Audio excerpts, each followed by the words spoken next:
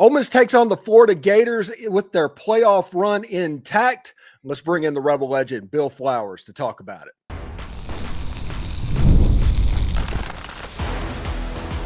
You are Locked On Ole Miss, your daily podcast on the Ole Miss Rebels. Part of the Locked On Podcast Network, your team every day. Welcome to the Locked On Ole Miss podcast, the most watched Ole Miss podcast out there. I'm your host, Stephen Willis, a 10-year veteran member of the national media with Yahoo Sports and a former Ole Miss staff member as well. We are part of the Locked On Podcast Network, the number one sports podcast network in America, and that is all because of you. On today's show, we will talk about this game, the playoff run, all of that. We'll get into some coaching carousel type stuff and talk to Bill about the 2003 LSU game, because that was the last time a moment like this happened. So all of that coming up in just a second. Remember, we're free and available on all the podcast apps and on YouTube. A special hello to the insiders and everydayers who make this show what it is, your team every day. All right. So, Bill, it's interesting to think of what is happening with Ole Miss football. And going back, you actually played in the 2003 game against LSU, and we'll talk about that in just a little bit. But this Ole Miss team is at the point where they're kind of continuing a playoff run that started against South Carolina. They looked pretty focused against the Citadel. There's no reason to think they're going to go out and lay an egg against Florida. No, I mean, they should handle Florida, handily. Florida looks to be in disarray. The players are probably, I've been there. You're sitting there going, I got nothing to play for. The season's kind of over. Look at the transfer portal. There's probably a lot of guys that are looking to transfer or trying to figure out who they're going to be their coach. So Florida's in a bad situation, probably from a morale standpoint. So I would think that Ole Miss should easily go out there and, win by 21 points. That's what you would like to see. You'd like to see Ole Miss go out there and handle it very much in the way that you expected them to do what they did to Citadel. Yeah, and I think it's important in a game like this, and you face teams. The game against Mississippi State was Jackie Sherrill's last game, so you got to see like a team that was just kind of mailing it in at the end of the season up close. Is this a situation that Ole Miss needs to just front run into where they jump on Florida early and kind of take their will? Yeah, definitely, and I think they will, and I think as long as Trinidad is on, and they get all the facets of the game rolling, it shouldn't be an issue. I think that there's a lot of a mental aspect to this game that if they win, then your chances of getting into the playoffs is pretty much locked. There's a difference between being the hunted and the hunter.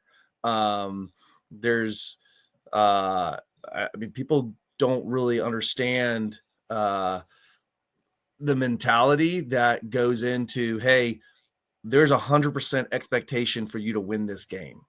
If you do not win this game, then you guys are a failure.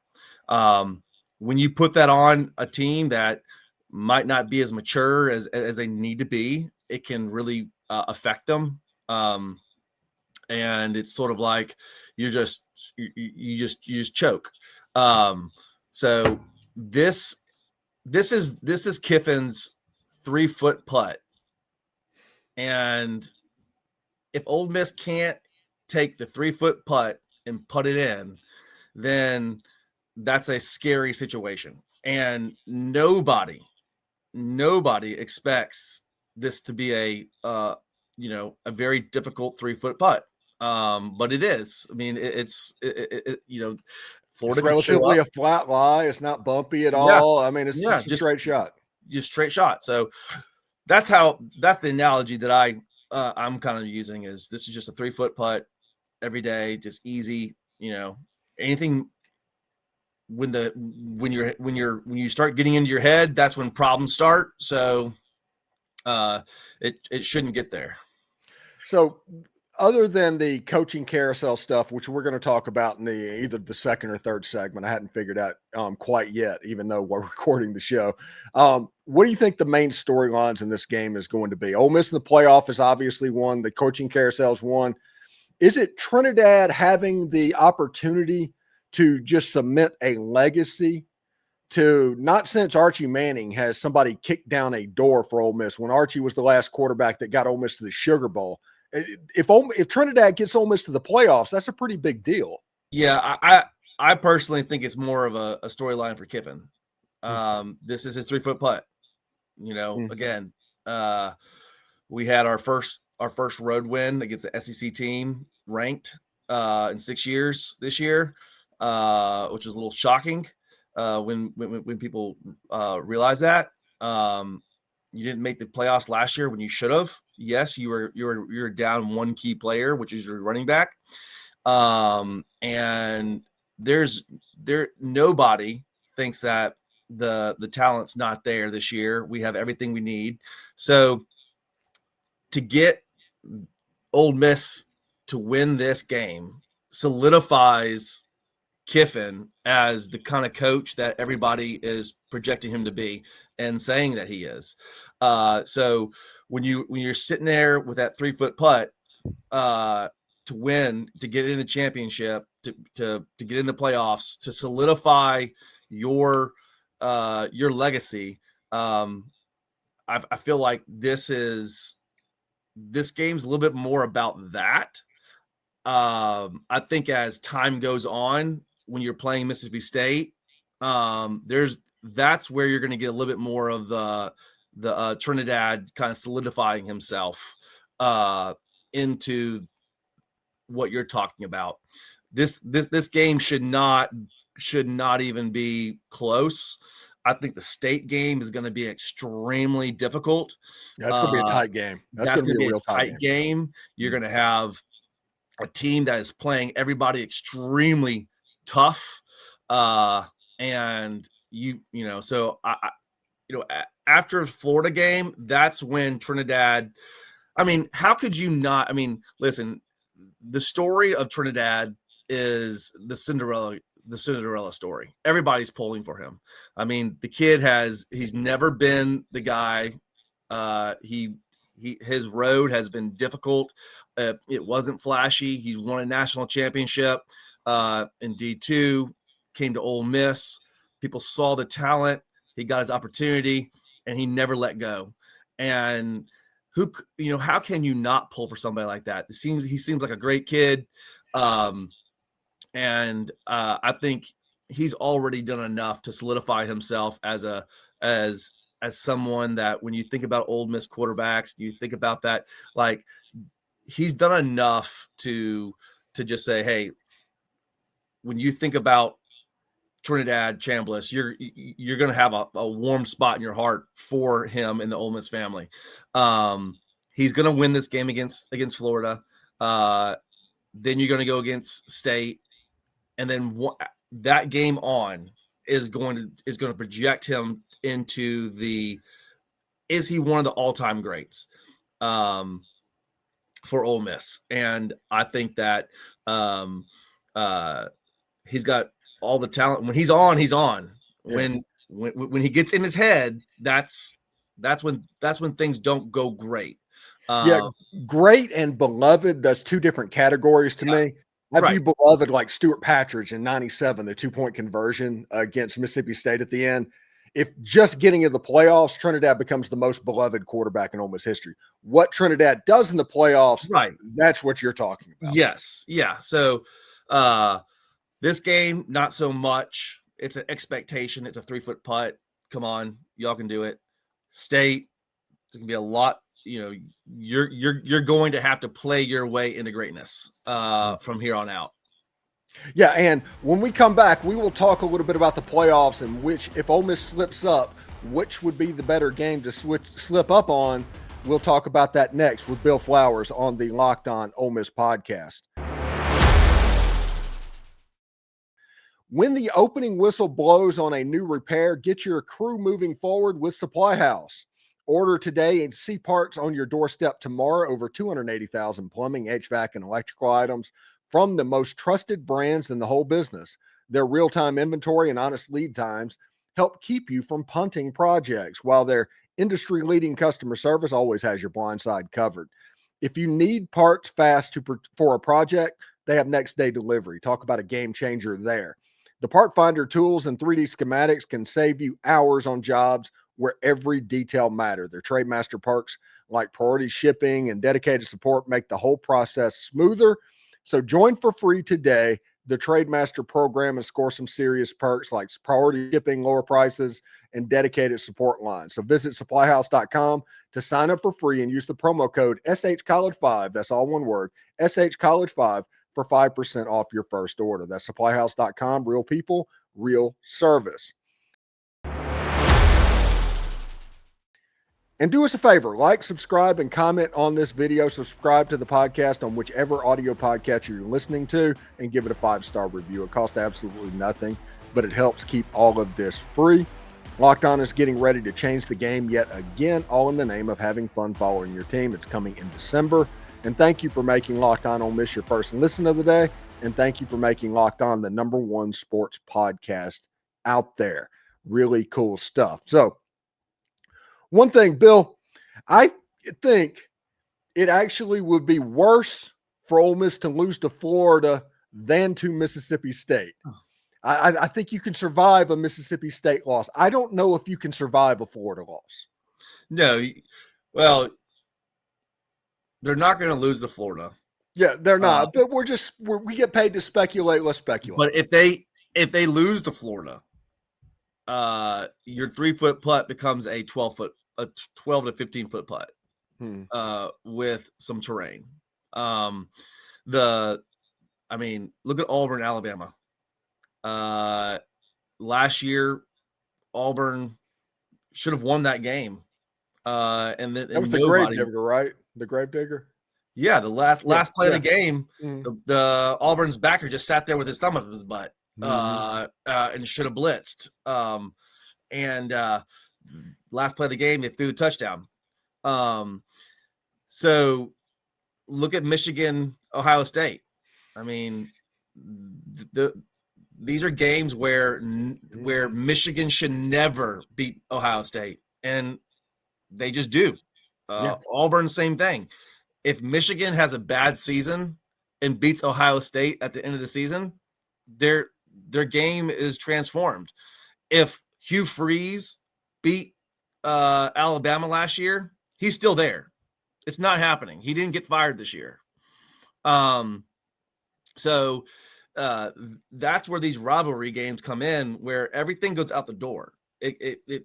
And quite frankly, I would not want to put the pressure on the players to have to, make that 15-foot putt. There's enough of the line. This team isn't mature enough or hasn't been there enough to say, hey, we can do that. So Mississippi State is a scary team.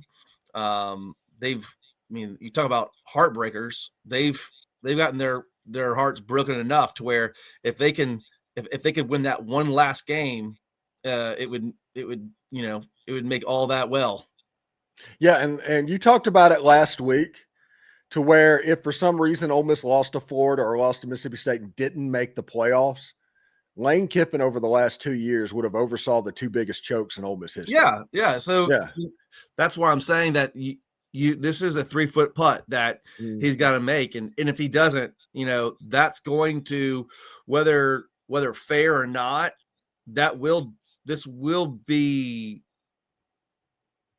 won't define his legacy as a coach, but it's going to be it's going to be a talking point. It's going to be a talking point, and it's going to be a negotiation point. I mean, there's no way in the world I would give him $13.5 billion. Unless he gets us in the playoffs. I mean, no person in their right mind would do that. And you can, as much as I like Lane Kiffin and think he's wonderful for the program and think that he is the best coach out there, I I'll go on record. I think Lane Kiffin is the best coach for Ole Miss. I think that he right now is one of the top coaches in the country. Do I think that his game plan and ability to win big games has proven? No. So this is the point where it's like, if there's a season where you need to make the playoffs, it's here, because it's going to be like that quarterback who's never won a like Dan Marino. Marino. Dan Marino will never go down as the greatest quarterback of all time. Now, if he would have won one or two of them, that storyline is changed a little bit, but he never did. I mean, look at John Elway. John Elway, before he retired, those last two seasons, he had never won a Super Bowl. Now he comes into one of the greatest quarterbacks of all time because he's won 2 Super Bowls. If you can't get Ole Miss into the playoff, you will not be considered one of the greatest coaches of all time. You're one of the greatest recruiters of all time, but not coaches. So that's where that's why I think that this Florida game has more to has more for Kiffin than it does the players, because the expectation of beating Florida is not those players know they're getting in the ring and they should have this game. They should have this fight over within 3 rounds. So yeah, it should be interesting, and we'll talk in the next segment about the coaching carousel stuff and the Florida game and Lane Kiffin and all of that. We're talking with Bill Flowers, so stick around for that. The NBA is back, and there's no better place to get in on the action than with FanDuel, the official sports betting partner of the NBA. Even if you missed the start of the game or want to ride the hot hand, FanDuel has live bets on everything from who will score the next fourth quarter comeback to everything, essentially. Plus, you can even combine those live bets into a same-game parlay for a shot at a bigger payout. It helps keep every game exciting, especially when your team is making that late push. Right now, FanDuel is giving new customers $300 in bonus bet when that first $5 bet wins. So head to FanDuel.com and sign up to play your game with FanDuel, the official sports betting partner of the NBA. All right, Bill. So we need to talk a little coaching carousel. The rumors going around, the betting favorites. Basically, if you have an open coaching cert, Lane Kiffin is the primary candidate for your job. It's everywhere. Like New York Giants, Arkansas Razorbacks, the Mean Machine, the Little Giants. I don't know. The Miami Sharks from any given Sunday? Everybody has Lane Kiffin on their list. So, I mean,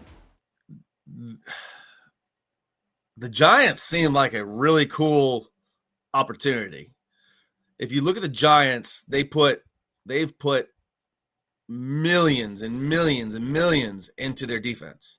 Mm-hmm. So, and the defense has not provided any help for the New York Giants. They've blown, was it 3 or 4, double-digit leads this year. So I would, to be able to reconnect with Dart, to live in New York City. I mean, I don't know if that, to me, it's sort of like the your social awareness, your EQ. That might not be a place that Lane Kiffin needs to go to. No, I don't think Lane is thinking about going up there. No. I think the job that we need to watch out for in the NFL is the Miami Dolphins. If that job comes open, it gets different. Yeah. I mean, but to reunite with a quarterback that you believe in, because listen, at the end of the day, the NFL is all about your quarterback. And that's why I think that that Jackson Dart, if Kiffin truly believes that Jackson Dart is his guy, and that he could walk into New York and put everything into place, then I think New York would be a good fit. I really do.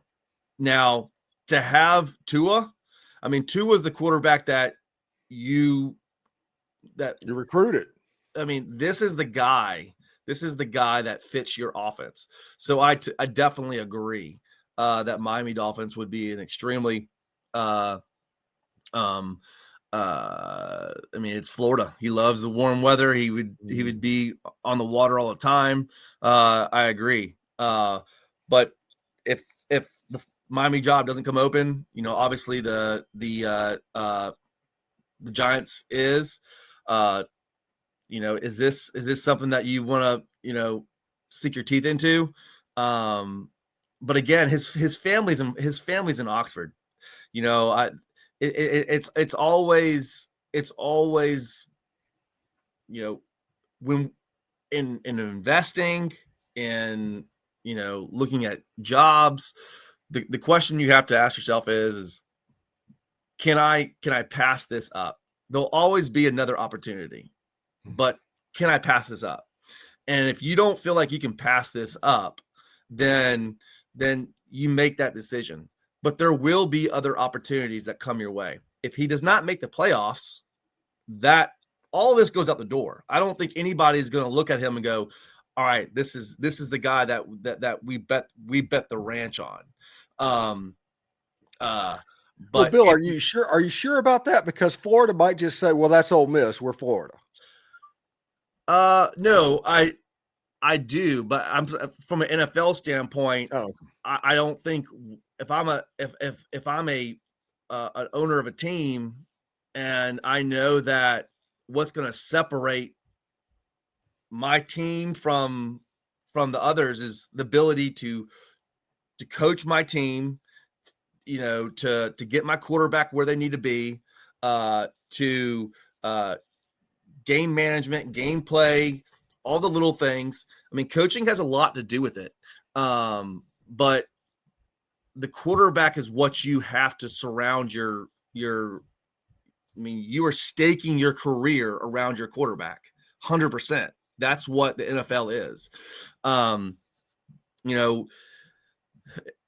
I was with Cleveland, Trent Dilfer was talking about, how all these different, quarterbacks are being labeled not good or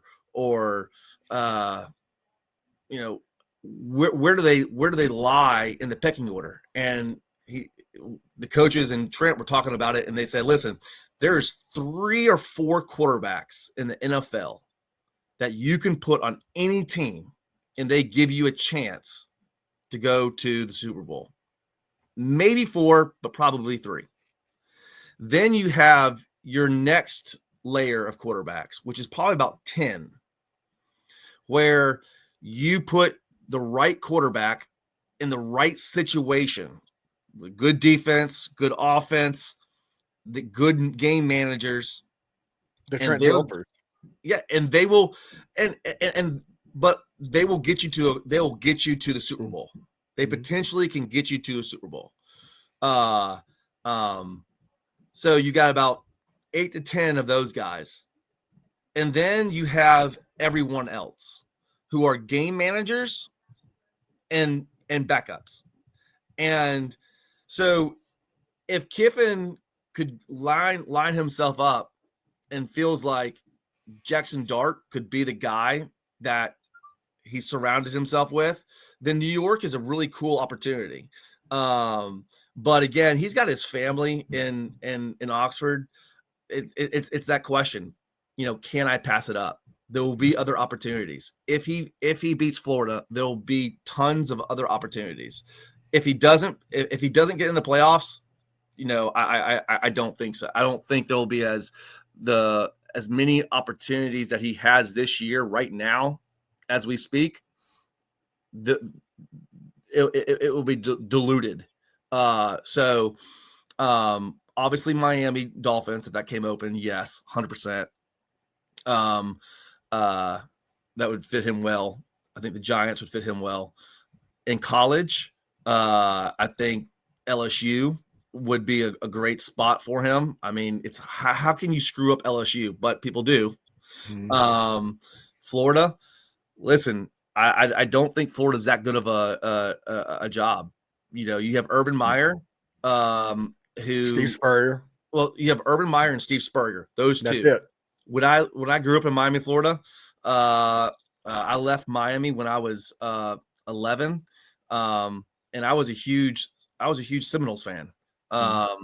And I always remembered Miami and FSU being the two kings of the hill, and Florida was a little brother. Like no one thought of them. Florida was nothing. And then Spurrier came. Okay, and then after Spurrier left, they plummeted. Then you got Urban Meyer, and I think Urban's a good coach. I think he's a good coach. I think he, now is he totally all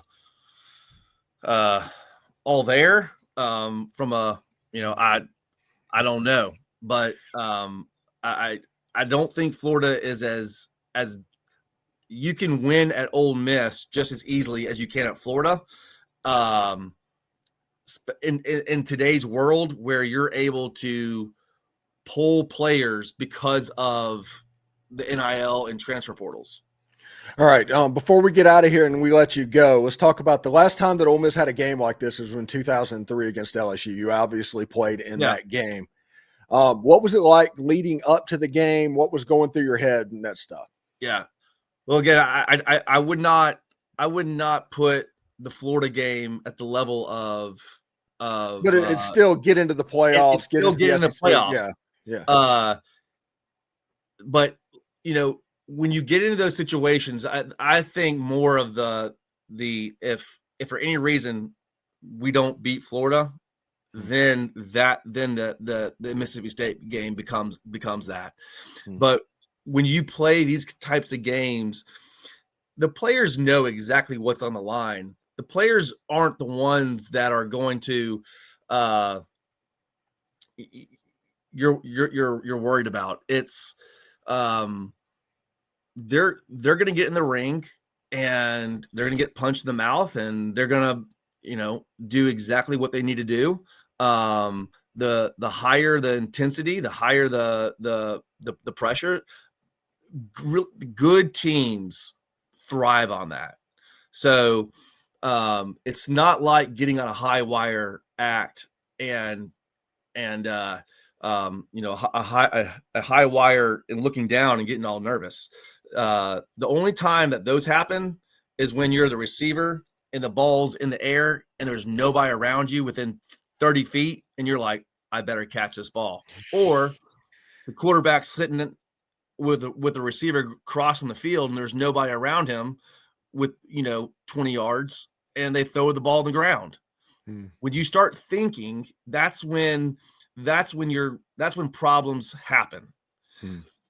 So when when they come out on the field, they're not going to be in that kind of thinking mode. Their mode is let's go out and do their thing. If for any reason it gets close, then that could be difficult because you're sitting there going, why in the hell are we even close in this situation? This shouldn't even be. This should not be the factor. And why we even allowed a team to get even close enough to make it a competitive game. That's when you start thinking. So as long as Ole Miss is just in the ring punching, everything's going to be fine. It's when the situation unravels and you're sitting there. We never once against LSU were unraveling. We just had to get going because we came off an off week and get the juices flowing of getting in rhythm. So I think the excitement that these players are going to come into the game with is going to be top notch. They're going to be excited. It's a great atmosphere for the fans. And they'll take care of their business. All right, Bill, thank you very much for stopping by today, and we'll talk to you next week, bud. Yes, sir. Hotty toddy. Right. Hotty toddy. Thank you for making the Locked On Ole Miss podcast your go-to source for Ole Miss sports. We pride ourselves on offering the most comprehensive perspectives, which is why we're the front door of Ole Miss. Don't forget to subscribe, like, and comment. It helps the show, and it's absolutely free.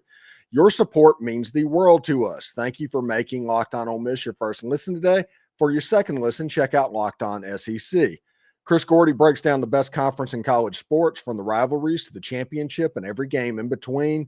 Find Locked On SEC on YouTube or wherever you listen to podcasts, part of the Locked On Podcast Network.